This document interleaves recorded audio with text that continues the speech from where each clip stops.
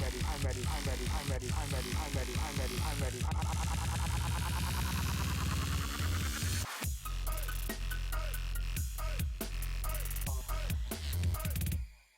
guys, welcome to PADCast's first leader guide. I'm ASM, and today I want to be talking about Zaerog Infinity. So I've gone ahead and jumped into the Dragon Challenge for you guys. My team's not all plussed out or anything, just a few 297s. But I want to, rather than doing a standard guide format, I just kind of want to talk about him because I feel that he's kind of a late game lead, so it's not. I think most of the players who would be interested in using him are going to be fairly familiar with the mechanics, so I'm not going to go into all those little details. So I just want to talk about why he's good and whether or not you should consider running him, and what his good subs are. So if you're going to run him, you at least consider it. You definitely need to be able to max skill him. He's pretty orb hungry, so it's not going to work that well if you can't get 100% uptime on that Dark Skyfall. So on that note, this Dark Skyfall is actually what makes him super strong, because with all the orb enhancements on the team, there's already 6 built into the 2 Zaerog Infinities. Any Dark Skyfall match is going to deal a lot of damage because they're going to be all enhanced.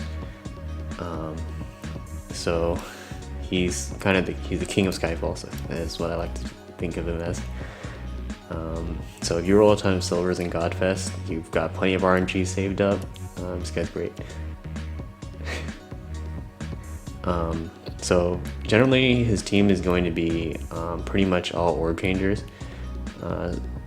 Diza is actually a really good sub for him, even if you don't need a shield, because what she does is that she can help you stall for your skills back, because unless you run all haste subs, you'll inevitably run out of skills, and being able to take 3 turns to get them back is really great. So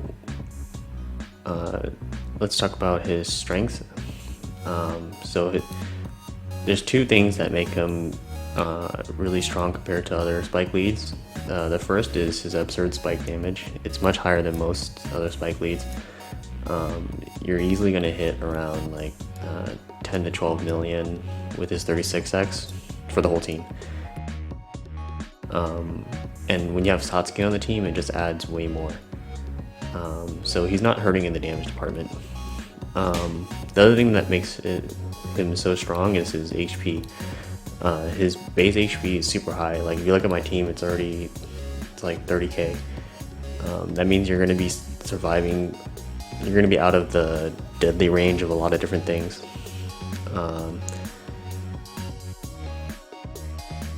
However, at the cost of that is usually his RCV. His popular subs, which include Diza and Satsuki, these subs don't have high RCV, so you're usually going to take a punch there. That said, a lot of people like to bring Pandora, which I think is one of his best subs. I know a lot of people don't really like her that much in optimal teams, but I find her the heal to be very useful against stuff like Zeus Dios or DQ Hera, where you need to make sure you're at close to full health or full health in order to survive. So being able to pop Pandora the floor before is really helpful. So this dungeon is actually probably not the best thing to show off Zaerog Infinity, just because the boss absorbs dark. Well, potential to. So actually usually I bring Echidna for this dungeon because then I can just delay the boss, but I just brought Diza just to show his popular subs. But actually that's one good point I should make. Because his damage is so good, you can bring stuff like Diza, bring stuff like Echidna, and it won't really hurt that bad. So for example, on Nordis Descended, which is the Legend Plus Descend, I brought L meta to counteract the Dark Bind, even though I lose some damage. But it's okay, because you just do so much.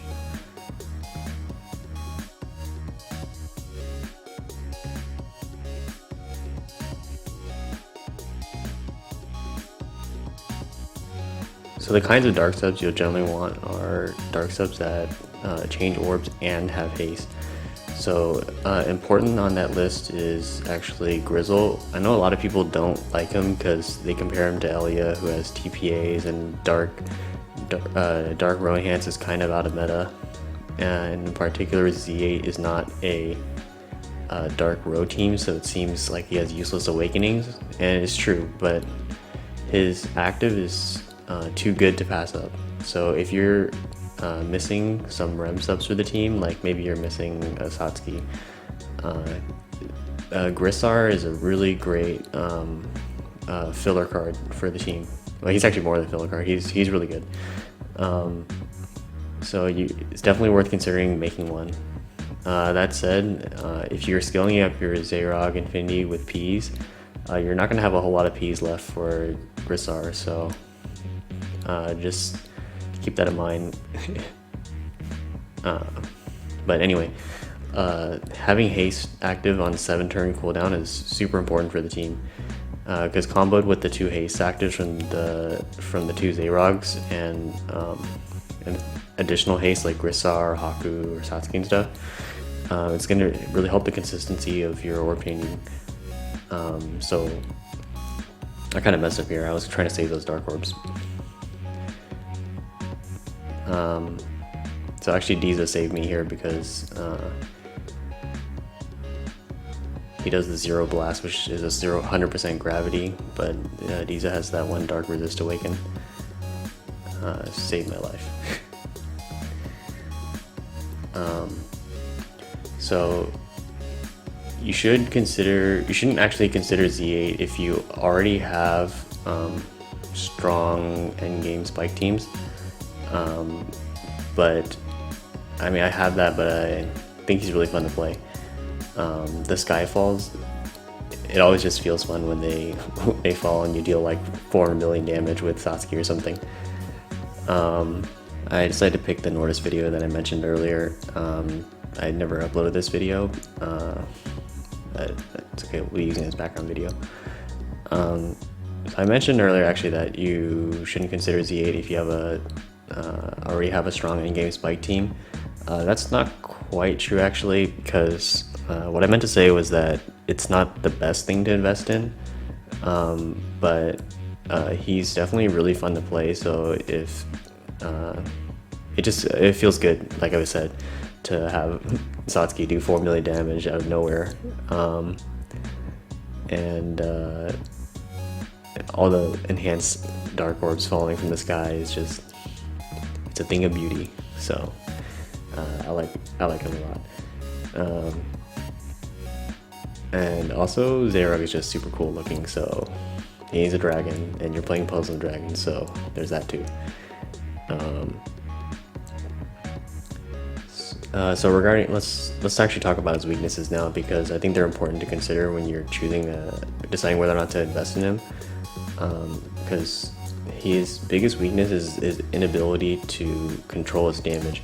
So against damage absorbs like Sopdet, Parvati and stuff, even actually Awoken Hino, he doesn't have a damage absorb. So I guess for the people who are not familiar with these monsters, Sopdet has a damage shield above I think 200k HP or damage. So that means that if you deal damage above 200k with any single sub, it's going to heal her. Parvati has the same thing except for 300,000 HP. And Awoken Hino has a threshold at 50%. That means that if you accidentally one-shot him when he's above 50%, he's not actually going to die. He's going to be at 1 HP. And at 1 HP, what Hino does is delay all your skills to the maximum cooldown, which is extremely unfun for Zaerog Infinity because you won't be able to do anything. So in that way, you also need to control your damage. So what happens with Zaerog is that at 2 dark combos, you're usually going to hit something around 100k per for Satsuki, and everything else is going to hit somewhere lower than that, assuming these orbs are enhanced. And I think that's with 2 TPAs as your combos. Sometimes that can work for Sopdet, but it's kind of risky, and if you get 1 Skyfall, you're pretty screwed. You're going to heal her back up. At 3 dark combos, you're usually going to get into the range of 400k to even 700k with TPAs, or higher. So you can see that there's a huge jump in damage, and it's not that controllable. The difference between 4 and 16x. So that's one of his biggest issues. The other one is low RCV, which really depends on your team setup. So usually I try to bring a Pandora, and Diza actually does help with RCV a little bit. Like in ways that she takes away from it, she also helps with her 3 auto heal awakens, and the shield also pseudo boosts your RCV. So I want to talk about Diza because she's a superstar sub for a lot of reasons on his team. Like I mentioned before, she helps stall for skills. But the other thing is that with all the haste on the team, so if you don't run any haste, it's not nearly as strong. But if you have couple haste subs, or Diza's going to be online almost all the time, or even 100% of the time if you pop your skills in the correct order. And this effectively gives you a dark baggy. If you're familiar with the JP Monster Hunter collab monster, sorry, that was redundant. But you're gonna have a 35% shield up nearly all the time, and it's pretty strong. It'll be randomly useful for a lot of different things. So actually, Diza does help a little bit with Zaerog in that last video, because since her being up nearly all the time means you can usually stay alive and pray for him to use light scale. But I mean, you can definitely gets pretty screwed anyway. So don't recommend Diza as your solution for Zaerog. Use a delay. Echidna or Orochi is good. Let's see. So let me just name. I think most people would know the main popular subs like Haku and stuff. So I think I just want to talk about some of those farmable options to fill out your team. There's the main one is definitely Grisar and Dizanami. But another honorable mention is Chaos Dragon Knight, just for being a dragon type and a fast orb changer. And it's something to consider if you don't have enough dark piece for Grisar. So because he's a dragon type, he does get the 1.21x boost from the 2 Zaerog Infinities. And furthermore, he has a Dark Orb Enhance Awaken, so it does boost your damage a little bit. So he's pretty solid, I think. So now we're on the boss here. I use that L meta to unbind. As you can see, actually, this team has really low HP for